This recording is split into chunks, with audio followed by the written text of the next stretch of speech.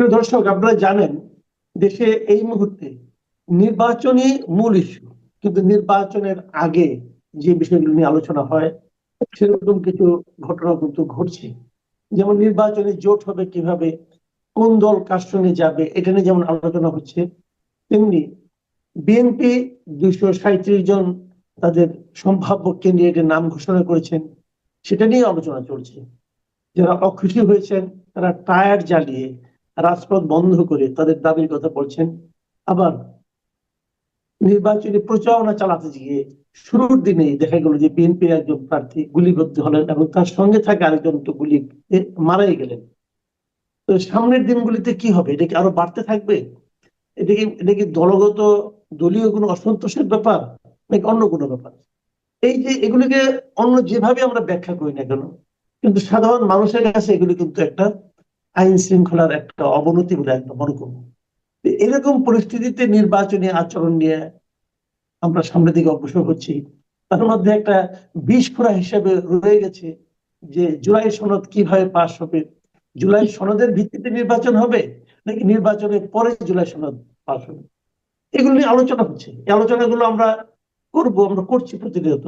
কিন্তু আমাদের যারা বাইরে আছেন, দূরে আছেন, তারা এগুলি কিভাবে দেখছেন সেই বিষয় নিয়ে কথা বলার জন্য আজ আমরা আমন্ত্রণ জানিয়েছি অজয় দাশগুপ্তকে। অজয় দাশগুপ্ত সিডনি থেকে আমাদের সঙ্গে যুক্ত হয়েছেন। জনাব অজয় দাশগুপ্ত, আপনাকে আমাদের অনুষ্ঠানে স্বাগত জানাচ্ছি। ধন্যবাদ। অজয় দা, আপনি শুনলেন আমি নির্বাচন নিয়ে প্রথমে, যেহেতু আলোচনাটা আমাদের এই মুহূর্তে সার্বক্ষণিক আলোচনা, এখনো কিন্তু ওই আলোচনাটা আছে। যার সঙ্গে দেখা হয় প্রথম প্রশ্নটাই করেন এই যে নির্বাচন কি হচ্ছে, অথবা জিজ্ঞাসা করেন নির্বাচন কি ফেব্রুয়ারিতেই হচ্ছে। এই সংশয়টা কিন্তু এখনো কেটে যায়নি। তো আমি যে প্রশ্নগুলি আপনার মানে একটু আগে আলোচনা করলাম সেগুলো এবং এই সংশয়, এর প্রেক্ষিতে আপনার মানে চিন্তাটা কেমন? প্রথমে আমি একটা কথা বলি আপনাকে, নির্বাচন ফেব্রুয়ারিতে হচ্ছে কি না এটা অত্যন্ত ভ্যালিড একটা প্রশ্ন। কারণ আপনার এখনো গণভোটের মূলা ঝুলে আছে, আরো নানা ধরনের ফ্যাক্টর আছে যেগুলি আমরা প্রায়ই আলাপ করি। এখন আপনি যেটা বললেন শুরুটা ওখান থেকে করি, যে নির্বাচনে বিএনপি তাদের প্রার্থী তালিকা প্রকাশ করেছে। এখন বিএনপির যে প্রত্যাশা শুরুর দিকে ছিল সেই প্রত্যাশা ধীরে ধীরে কিন্তু অস্তমিত হতে শুরু করেছে। খেয়াল করবেন যে তারেক রহমান কিন্তু আসতে পারেনি, যেটা ধারণা করা হয়েছিল যে কোটি মানুষ তাকে এয়ারপোর্ট থেকে নিয়ে যাবে এবং আপনার একটা বিরচিত সংবর্ধনা পাবে। কিন্তু শেষ পর্যন্ত দেখা গেল কি, যে এখন পর্যন্ত খালেদা জিয়ার উপর নির্ভর করেই বিএনপিকে এগুতে হচ্ছে এবং খালেদা জিয়াকে সামনে রেখেই বিএনপি এই নির্বাচনটা করতে চাচ্ছে, যেটা স্ট্র্যাটেজিক্যালি আমি মনে করি ঠিক আছে, কৌশলগতভাবে ঠিক আছে। এই কারণে আমরা যদি নিরপেক্ষভাবে কথা বলি, আপনার বিগত সরকারের আমলে খালেদা জিয়াকে যথেষ্ট হিউমিলিট করা হয়েছে এবং তাকে অনেক শাস্তি দেওয়া হয়েছে। তার প্রতি মানুষের একটা সিম্পেথি আছে এবং তার তো একটা ধরনের প্রভাব আছেই। এখন সেটার সাথে যদি সিম্পেথি যোগ হয় তাহলে বিএনপির জন্য সেটা তো সোনায় সোহাগা। কিন্তু আপনি যেটা বললেন শুরুতেই দেখা যাচ্ছে যে রক্তারক্তি শুরু হয়ে গেছে। চট্টগ্রাম আপনি 8 আসনের কথা বললেন, আমার অত্যন্ত পরিচিত এলাকা এবং ওই এলাকার ভোটারদের সম্পর্কে আমার একটা সম্যক ধারণা আছে। আমরা চট্টগ্রাম 9 আসনের ভোটার দেশে থাকলে আমাদের পাশের আসন এটি এবং আমার শ্বশুর বাড়িও ওইখানে। তো আমরা যেটা জানি যে এই চট্টগ্রাম 8 আসনে কিন্তু জয়লাভ করাটা আসলে কিছুটা ডিফিকাল্ট এই কারণে যে ওখানে নানা তরিকার লোক আছে। একটা জিনিস আমাদেরকে একটু মনে রাখতে হবে, বাংলাদেশের জাতীয় নির্বাচন থেকে আঞ্চলিক নির্বাচন মূলত দুইটি বিষয়ের উপর নির্ভর করে। একটি হচ্ছে প্রার্থী, আর একটা হচ্ছে এলাকার জনসাধারণের যে মনোভাব তার উপর নির্ভর করে। আপনি আমি তাহলে একটা ছোট্ট উদাহরণ আপনাকে দিই, ডক্টর কামাল হোসেনের বাজেয়াপ্ত হতো জামানত, তাই না? জি, কিন্তু হাজী সেলিম তো জিতে আসছে। এখন আপনি যদি এই দুইজনকে পাশাপাশি দাঁড় করান তাহলে তো হবে না। কারণ জন ইচ্ছার প্রতিফলন, এখন জনগণের ইচ্ছার প্রতিফলনটাকে সম্মান করতেই হবে, কিন্তু কোন জনগণ এটাও তো আপনাকে বিবেচনায় রাখতে হবে। কারা আমাদের জনগণ, কি তাদের আপনার ডেভেলপমেন্ট অফ মোরালিটি, কি তাদের পলিটিক্যাল ইস্যু। তারা এখন ধরেন যেই জায়গায় মারামারিটা হয়েছে, আমি এখন পর্যন্ত ঘটনাটা পরিষ্কার না বুঝলেও এটা বলতে পারি যে এটা একটি অভ্যন্তরীণ কোন্দল হবার সম্ভাবনা আছে, এবং ডেফিনেটলি এর সুযোগটা নিবে এই যে নাবালক দল এনসিপি এবং অন্যান্যরা। ডেফিনেটলি তারা এই সুযোগটা নিবে, এবং কারণ তাদের এখন আপাতত মূল টার্গেট হয়ে আছে বিএনপি। কিন্তু আপনি যে কথাটা বলছিলেন, এটা একটা প্রশাসনিক ব্যর্থতা। আপনার প্রচারণার শুরুতেই এরকম একটা হোঁচট খাওয়া, এবং এই হোঁচটটা বাংলাদেশের অন্যান্য অঞ্চলে কি প্রভাব ফেলবে, এইটা আসলে আমার মনে হয় প্রশাসনের বিবেচনায় রাখা উচিত।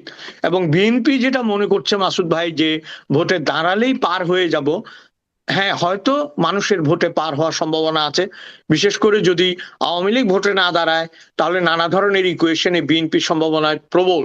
কিন্তু এই ব্যাপারটাকে কি সহজ করে রাখবে যারা এখন এখন সরকারি দলে আছে বা প্রচ্ছন্নভাবে সরকার চালাচ্ছে? তারা তো এটা সহজ হতে দিবে না, তারা এটা সহজ হতে দিবে না। এবং সহজ হতে না দেওয়ার একটা লক্ষণ আমরা ইতিমধ্যে দেখেছি চট্টগ্রাম ৮ আসনে। এবং আপনি নিশ্চিত থাকেন এই ধরনের বহু ঘটনা ঘটবে। এবং আরেকটা বিষয় হচ্ছে, গত ১ বছরে বিএনপি যে সশস্ত্র রূপটা আমরা দেখেছি, অথবা বিএনপির নামে যে সশস্ত্র আপনার যেই কাণ্ড কীর্তনগুলো আমরা দেখেছি, কর্মকাণ্ডগুলো, সেগুলোকে আসলে এক ধরনের মানুষ তো ক্ষেপে আছে। আমাদের দেশে মানুষ ক্ষেপতে কিন্তু বেশি সময় লাগে না। হ্যাঁ, তো মানুষ কিন্তু এই নেগেটিভিটির দিকে ক্ষেপে আছে, এবং এইটারও একটা প্রতিশোধ কিন্তু বিএনপির উপর তারা নিতে চাইবে। আমি এখনো বলছি যে জনগণের ভোট যদি হয়, আওয়ামী লীগ যদি ভোটে না দাঁড়ায়, তাহলে হয়তো বিএনপির প্রবল সম্ভাবনা আছে। কিন্তু সাথে এটাও মানতে হবে, এই যে একটা একটা প্রার্থী আপনার প্রায় জীবন মরণের সন্ধিক্ষণে দাঁড়িয়ে গেলেন এবং একজন অলরেডি নিহত হলেন, এইটা সার্বিক ব্যর্থতার দায় কিন্তু প্রশাসনের, যারা এই নির্বাচনটাকে 100% ফেয়ার করবে বলে আমাদেরকে প্রতিনিয়ত কথা দিচ্ছে এবং আমাদেরকে গাল গল্প শোনাচ্ছে, তারা যে আসলে কাজের বেলায় ঠুনকো, এটা তো তারই একটা নমুনা আমরা দেখলাম। এবং এটা আমার মনে হয় এই রেসটা আরো চলবে।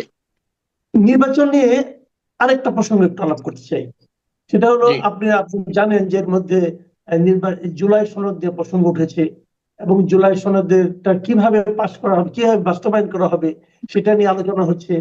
এবং এরই মধ্যে বিএনপির পক্ষ থেকে সরাসরি বলা হয়েছে যে এই জুলাই সনদ ঐক্যমত্য কমিশন তাদের সঙ্গে বেসিক্যালি প্রতারণা করেছে। প্রতারণা শব্দটা কিন্তু তারা উল্লেখ করেছে, এবং এটা করার কারণও আছে। তারা যে সনদে স্বাক্ষর করেছিল সেখানে তাদের আপনার নোট অফ ডিসেন্ট গুলো যেগুলো ছিল সেগুলো কিন্তু আর এখানে পাওয়া যাচ্ছে না। তারা দেখতে না পেয়ে তারা বলেছে যেখানে সিগনেচার করলাম সেটা তো নেই। এখন গণভোট কিভাবে হবে না হবে, এবং সরকার আবার সরকারকে দায়িত্ব দিল, সরকার আবার পাল্টা সেটা মানে পলিটিক্যাল পার্টিগুলোর উপর দায়িত্ব দিল। তো যে যে ঝামেলা পাকিয়েছে সরকার, সেটা এখন সমাধান করতে পারতেছে পলিটিক্যাল পার্টিগুলোকে। এই যে বিষয়গুলো, এটা কি আপনার মনে হয় কি সামনে নির্বাচনকে প্রলম্বিত করার একটা প্রক্রিয়া কিনা? প্রলম্বিত করলে অবাক হবার কিছু থাকবে না। কিন্তু আমি যেটা বলতে চাচ্ছি, আপনার জুলাই সনদ আগাগোড়াই আমরা বলেছি যে একটা অশ্বডিম্ব, এটা তো কোনো কাজের কিছু না। ধরেন যে এখন যদি সত্যি কথা বলতে হয়, 90-তেও তো একটা গণঅভ্যুত্থান হয়েছিল এরশাদের বিরুদ্ধে, হয়েছে না?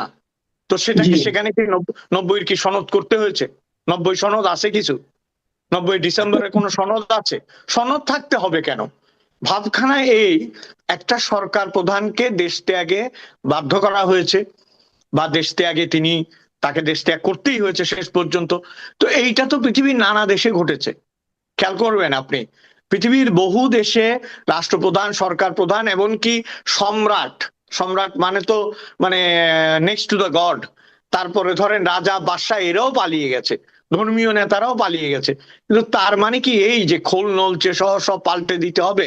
আর সবচেয়ে বড় কথা হচ্ছে, জুলাই সনদ নিয়ে এখন আমরা কথা বলছি, জুলাই সনদের মূল আব্বা যিনি, আব্বা তো চলে গেছে আমেরিকা। আব্বা তো সন্তানকে এতিম রেখে চলে গেছে।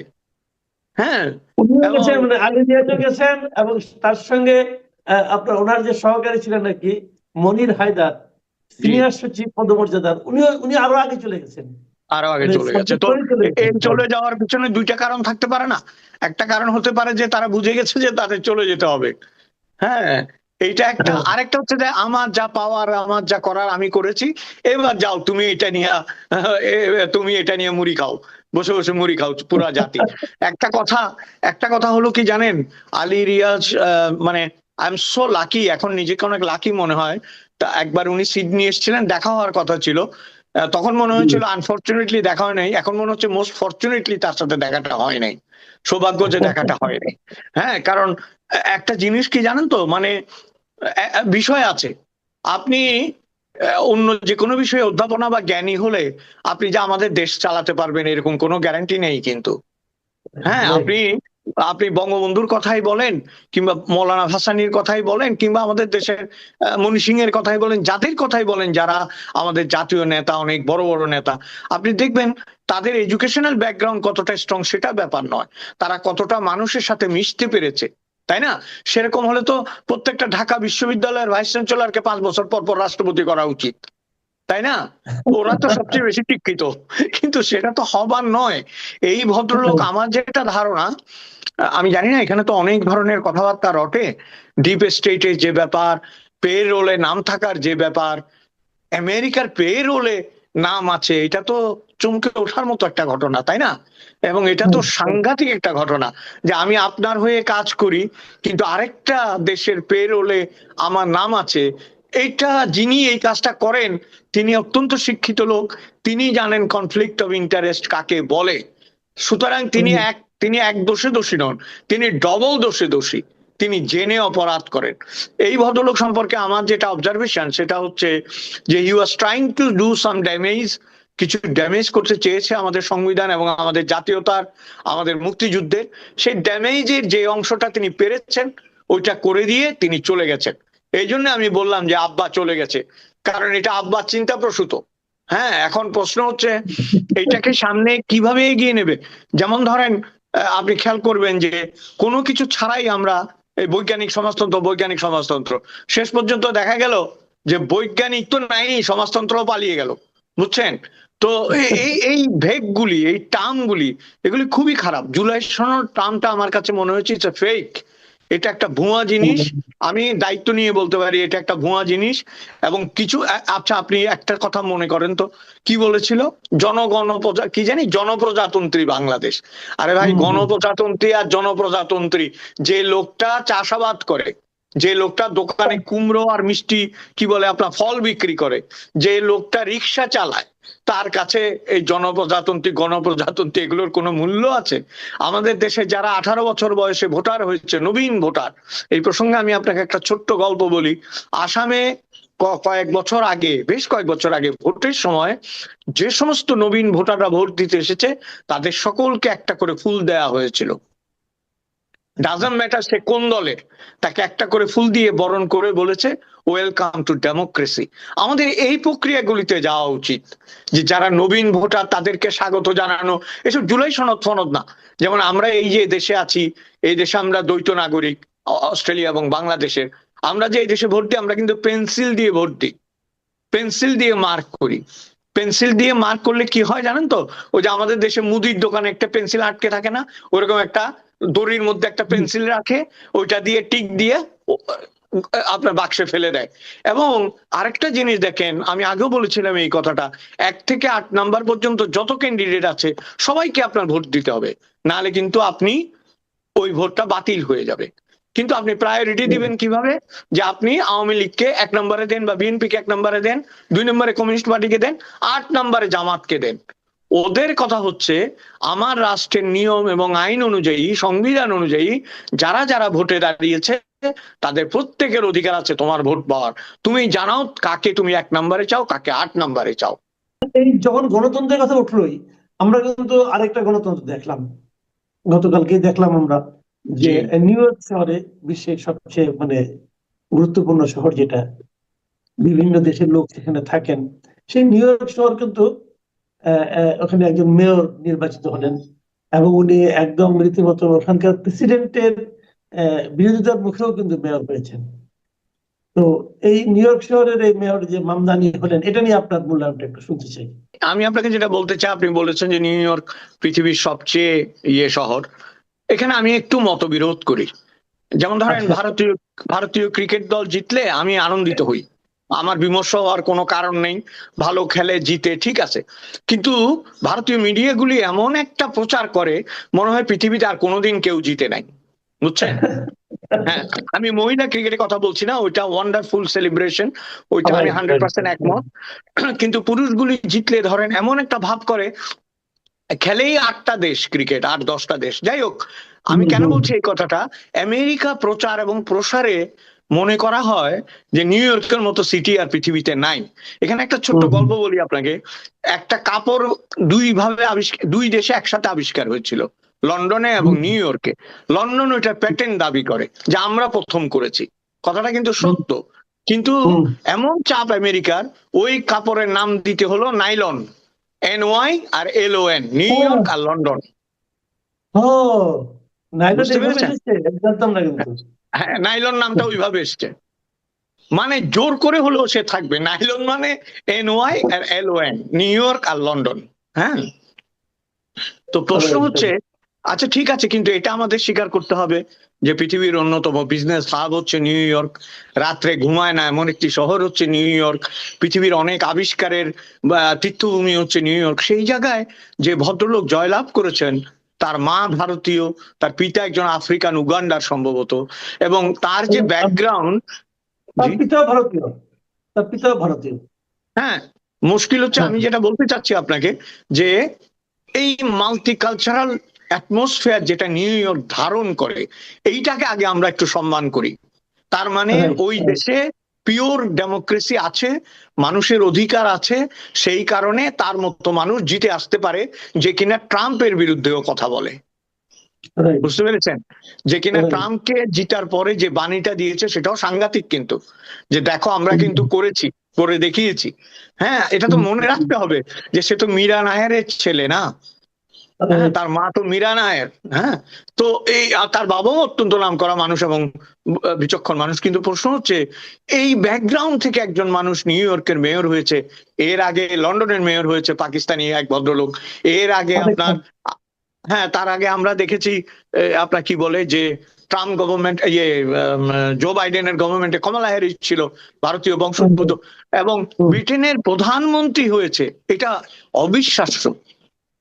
ঋষি সুনাক যে প্রধানমন্ত্রী হয়েছে, যে ব্রিটেন এই জাত্য অভিমান এবং আপনার এই বর্ণ আশ্রমের কারণে সারা পৃথিবীব্যাপী দাপিয়ে বেরিয়েছে, সেই ব্রিটেনের প্রধানমন্ত্রী হয়েছে একজন ভারতীয় বংশোদ্ভূত।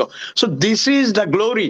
আমি একটা কথা বলি আপনাকে, যে আমার সবসময় মনে হয়েছে পূবে সূর্য, পশ্চিমে অস্তাচলে। হ্যাঁ, পশ্চিম যে ইউরোপ আমরা বলি, এক সময় সেখানে অস্ত যাবেই। কারণ এটা তো একটা বিজ্ঞানের নিয়ম। আপনি যেতে যেতে যেতে যত একদম পিকে যখন যাবেন, তখন আপনার ডাউনওয়ার্স যাওয়া ছাড়া আর কোনো পথ নেই। কিন্তু এখানে একটা জিনিস ভুল করলে চলবে না, এই ডাউনওয়ার্স মানে কিন্তু তারা পিছিয়ে যাওয়া না। তারা যেখানে আছে সেখানে থাকাটাই আমাদের 100 বছরের লক্ষ্য, 200 বছরের লক্ষ্য। তো সেই জায়গা থেকে আমি বলছি আপনাকে যে নিউ ইয়র্কের এই মেয়র নির্বাচনটা আমাদের একটা হতাশাকেও ফুটিয়ে তুলেছে। আমি তো জানিই না আসলে ঢাকার মেয়র এখন কারা, একটাতে বোধহয় প্রশাসক, আর একটাতে কি এক ভদ্রলোক। তো আপনার যাদের জানতাম তাদের আবার আরেক বিপদ, তারা আসছে ফ্যামিলি ব্যাকগ্রাউন্ড থেকে, খেয়াল করেন। হ্যাঁ, আমরা কিছু সমালোচনা করলে আওয়ামী লীগাররা খেপে যায়, মানে দুই অথচ জায়গার আগে যেভাবে ছিল এবং এখন যেভাবে হয়েছে, এই দুই জায়গার কোনো জায়গায় কিন্তু গণতন্ত্র শব্দটা নাই আর কি। এই হলো নেই তো। দুঃখ। আপনি নিশ্চয়ই মনে আছে, ভাইরাল ভিডিওতে ছিল না, স্কুল খুলা সেরে মওলা গান গাইতেছে আমাদের দক্ষিণের মেয়র। হ্যাঁ, সমস্ত বিগ বিগ সেলিব্রিটিদের নিয়ে সবাই ওখানে, না গান গাওয়া অন্যায় কিছু না, কিন্তু সেগুলো ইন্টেনশনালি ভাইরাল করা হচ্ছে অন্যায়। আর একটা হচ্ছে, তারা সবসময় বলে যে সাজানো গুছানো দেশ, তারা নিয়ন্ত্রণে রেখেছিল, এটা সত্য কথা, নিয়ন্ত্রণটা বজায় রাখতে পেরেছিল। এখন বিষয়টা নিয়ন্ত্রণহীন হয়ে গেছে। আচ্ছা, নিয়ন্ত্রণহীন হবে না কেন? আপনি যদি দীর্ঘ সময় ধরে একটা পরিবারে বসবাস করেন, আপনার পরিবার সম্পর্কে আপনার চাইতে আমি ভালো জানবো। আপনি জানেন আপনার স্ত্রীর মেন্টালিটি কি, ছেলে মেয়ের মেন্টালিটি কি, কে কি চায়, কি কি খেতে ভালোবাসে, কাকে কিভাবে কন্ট্রোল করতে হয়। এখন যারা দেশ চালাচ্ছে তাদের তো ন্যূনতম ধারণাই নেই। আপনি একটা জিনিস খেয়াল করেন, ডক্টর ইউনূসের আমাদের দেশ সম্পর্কে আসলে তার মানে, আমি দেশ সম্পর্কে বলবো না, আমাদের সমাজ এবং রাজনীতি সম্পর্কে তার যে ন্যূনতম ধারণা আছে সেটা কিন্তু এই 1 বছরে প্রমাণিত হয়নি। তিনি প্রমাণ করতে পারেননি এটা। তিনি যত জ্ঞানী মানুষই হন না কেন, এটা তো ভাই এটা তো একটা স্বাভাবিক বিষয় না। একজন ইউনিয়ন পর্যায়ের নেতা যেটা জানে, ওবায়দুল কাদের সেটা জানতো না। ওবায়দুল কাদের যদি এই জিনিসটা বুঝতে পারতো তাহলে তার পতন হতো না। ঠিক একইভাবে আজকে যারা দেশ চালাচ্ছে এই মেয়রগুলির যে কি কাজ, আপনি, আমার একবার ডেঙ্গু হয়েছিল দেশে গিয়ে, এই আপনার 3 বছর আগে। আমি জানি এটা কি সাংঘাতিক রোগ, এবং আমি তখন ছটফট করছি আমি কিভাবে পালিয়ে আসব। এবং এসে আমি যখন ডাক্তারকে বলেছি এই দেশে, ডাক্তার গুগল টুগল হাতড়িয়ে অস্থির হয়ে গেছে। তারপর বলতেছে এটা তো প্রাগ ঐতিহাসিক রোগ, এটা হলো কি করে তোমার, বুঝছেন? সে সে এটা বুঝতেই পারছে না। তো প্রশ্ন হচ্ছে, কিন্তু আমাদের দেশের মেয়রের কাজ হচ্ছে এগুলোকে নিয়ন্ত্রণ করা। তারপরে আপনার আরেকটা কি আছে না, চিকনগুনিয়া, যে সমস্ত রোগগুলো মানুষকে কষ্ট দিচ্ছে, মশা নিয়ন্ত্রণ করা, সেগুলোতে নেই। কিন্তু কিভাবে খালি নগর পিতা হবে এই ধান্দা, এবং এই পলিটিক্স এবং এই বাণিজ্য, এগুলো আমি বলবো যে বিগত সরকারের আমলে হয়েছে, হয়তো এখনো হচ্ছে। জি, আমরা এখন শেষ প্রসঙ্গে আসি। এটা যদি একটু ছোট করে বলেন, আমাদের হাতে সময় কমে গেছে। সেটা হলো, আমি একটা নিউজ দেখলাম আজকে, সেটা হলো ভারতে শেখ হাসিনাকে আনলক করা হয়েছে। আনলক বলতে তারা যেটা বোঝাচ্ছে যে ওনার সঙ্গে, উনি তো আসলে কোনো রাজনৈতিক বন্দী নয়, উনি যখন অতিথি হিসেবে আছেন, সেই হিসেবে ভারতে যারা অন্যান্য লিডার যারা আছেন আওয়ামী লীগ, তারা তার সঙ্গে দেখা করছেন। রিসেন্টলি নাকি তার ছেলে জয় নাকি আমেরিকা থেকে এসে মায়ের সঙ্গে দেখা করে গিয়েছেন, এবং উনি 3টা আন্তর্জাতিক মিডিয়াকে, রয়টার্স, এপি, হ্যাঁ, এবং আপনার ইন্ডিপেন্ডেন্টকে উনি ইন্টারভিউ দিয়েছেন। তো এই যে বিষয়গুলো হচ্ছে, এটা আপনি রাজনীতিতে কি কোনো অন্য কোনো দৃশ্য দেখতে পাচ্ছেন কিনা এখানে? দেখুন, আমাদের আমাদের কমেন্ট বক্স গুলো তো মানে আপনার জামায়াত ইসলামের দাঁড়িপাল্লার মতো। এদিক থেকে এদিকে গেলে মানুষ গালাগালি করে, এই দিক থেকে এদিকে গেলেও মানুষ গালাগালি করে, বুঝছেন? এই জন্য দাঁড়িপাল্লা ঠিকই রাখছে ওরা। তো আমি যেটা বলতে চাই আপনাকে, যে শেখ হাসিনা বিকল্পহীনতা নিয়ে এক সময় যে প্রচারণা চলেছে না, এবং তাকে তাকে অনেকটা দেবী পর্যায়ে বা গডেস পর্যায়ে উন্নীত করার যে একটা প্রক্রিয়া ছিল, সেই প্রক্রিয়াটা এই আমলে এই 1 বছরে এরা আবার প্রতিষ্ঠা দিয়ে ফেলেছে। বুঝতে পেরেছেন? প্রতিষ্ঠা দিয়ে ফেলেছে কেন?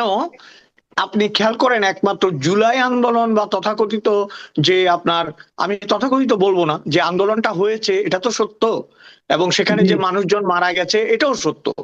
কিন্তু যে কন্ট্রোভার্সি গুলো তৈরি হয়েছে, এই কন্ট্রোভার্সি গুলি কারা মেরেছে, কিভাবে মেরেছে, কেন মেরেছে, এই কন্ট্রোভার্সি গুলি এই 1-1.5 বছরে আরো বেশি ঘনীভূত হয়েছে। এবং আপনি যেটা বললেন যে সময় কম, তাকে তো আনলক করতেই হবে। ভারত, আমি যেটা বলতে চাই যে ভারতের পলিটিক্স কিন্তু অনেক সূক্ষ্ম পলিটিক্স, অনেক সূক্ষ্ম। তাদের যে আপনার পররাষ্ট্রমন্ত্রী, এবং আমি নিজে দেখেছি সচিব কথা বলেছে এটা নিয়ে, এই প্রসঙ্গে ভারতের পররাষ্ট্র সচিব কথা বলেছেন, চশমা পরা ভদ্রলোক, এবং তিনি বলেছেন এই শব্দটা, যে আস্তে আস্তে তাকে ফ্রি করা হচ্ছে, এই ধরনের একটা শব্দ তিনি ব্যবহার করেছেন। অর্থাৎ তার যে, আমি রেস্ট্রিকশন কিনা আমি জানি না, তাকে যে সীমাবদ্ধ করে রাখা হয়েছিল, তাকে যে রেস্ট্রিক্টেড করে রাখা হয়েছিল নানা কারণে, সেই এমবার্গো গুলো হয়তো ওরা তুলে নিচ্ছে। তো সেই এমবার্গো গুলো তুলে নেওয়া কিন্তু পলিটিক্স এর 2টা সিগন্যাল দিচ্ছে আপনার। সেটা হচ্ছে যে the politics is saying that she is in need, তার এখন প্রয়োজনীয়তা আছে, শি হ্যাজ ইন, তার প্রয়োজনীয়তা আছে, যে তাকে এখন আনলক করতে হবে, এরকম একটা নিশ্চয়ই তাদের কাছে এরকম কোন সিগন্যাল আছে। আর দ্বিতীয়টা হচ্ছে, এখন আনলক করলে বা তাকে রেস্ট্রিকশনটা তুলে নিলে তিনি যা যা করবেন তার একটা ভাইটাল রেজাল্ট পাওয়া যাবে, এইটুকু নিশ্চিত না হয়ে তারা বলবে বলে আমার মনে হয় না। তাহলে কি দাঁড়াচ্ছে, আমরা তো গুজবই দেখছি সারাক্ষণ সামাজিক মিডিয়ায়, কিন্তু গুজবেরও একটা ভিত্তি আছে। ধরেন যে কোনো বাড়িতে খুব কুচকুচে কালো একটা ছেলে হলে পাড়ার শেষ ঘরে গিয়ে বলে ওই বাড়িতে একটা কাক হইছে। কাক হয় নাই, কিন্তু কালো তো হইছে, বুঝছেন? কাক না হলেও কুচকুচে কালো কিছু একটা হয়েছে। সো দ্যাট মিনস যে এই আনলক প্রক্রিয়ার মধ্যে, আপনাকে আমি একটা ছোট্ট গল্প বলে শেষ করি, সরি গল্পটা বলি। এটা বঙ্গবন্ধুর গল্প, কি অসাধারণ গল্প। দেখেন, বঙ্গবন্ধু যখন আপনার কারাগারে, তো মুক্ত হওয়ার পরে খুব উনি বলছে যে আমি জানতাম আমার মুক্তি এই সেই। তো যারা তার কাছের লোক তারা জিজ্ঞেস করছে যে আপনি এত কনফিডেন্ট ছিলেন কি করে? বলে যে আমার ওখানে পত্রিকা পড়তে দিত ইত্তেফাক, আপনার 6 দফার সময়। বলে যে ইত্তেফাকে প্রথম দিকে প্রথম পৃষ্ঠে অল্প একটু কাটা থাকতো, ওইটা কেটে দিত, তার মানে ওটা দিয়ে আমার একটা আঙুল যায় এরকম কাটা, তার মানে ওটা আমার নিউজ। বলে এমন হয়ে গেল শেষে দেখি পত্রিকায় বিজ্ঞাপন ছাড়া আর কিছুই নেই, ওই পত্রিকা দিয়ে আমি পুরো বাইরে যেতে পারি। তো আমি বুঝলাম যে আমার তো বাইরে হওয়ার টাইম হয়ে গেছে। অনেক ধন্যবাদ, অনেক ধন্যবাদ। তো আমরা আমাদের আলোচনায় জমে উঠেছিল, আরো অনেক কথা বলতে পারলে ভালো লাগতো, কিন্তু সময়ের কথা ভাবতে হবে। প্রিয় দর্শক, আপনারা শুনলেন বিভিন্ন বিষয়ে জনাব অজয় গুপ্তের বক্তব্য, এবং উনি ওনার স্বভাব সুলভ নানা হালকা কথার মাধ্যমে অনেক ভারী ইঙ্গিত দিয়ে থাকেন। আশা করি আপনারা সেটা এনজয় করেছেন। আগামীতে ওনাকে আমরা আবারও চাইবো, উনি যদি সময় করতে পারেন আবার কথা হবে। আল্লাহ হাফেজ।